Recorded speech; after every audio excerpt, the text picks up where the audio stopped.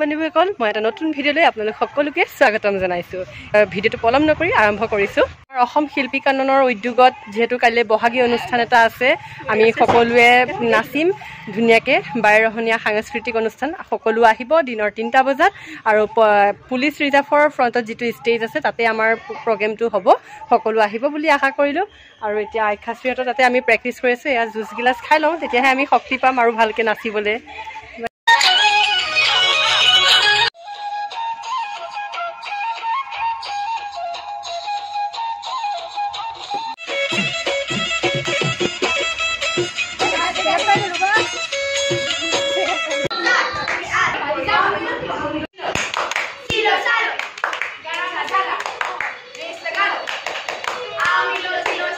সকলো আহিব কাইলৈ আমাৰ প্ৰগ্ৰেম চাবলৈ। খুব ধুনীয়াকৈ সুন্দৰ অনুষ্ঠান আছে আৰু আহিব বুলি সকলো আশা কৰিলোঁ।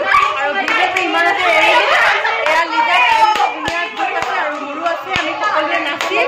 আৰু আপোনালোক সকলো আহিব। পুলিচ ৰিজাৰ্ভৰ লগতে আছে যিটো অপেনিং ষ্টেজ, তাতে আমাৰ প্ৰগ্ৰেমটো হ'ব, সকলো আহিব বুলি ওলাইছোঁ।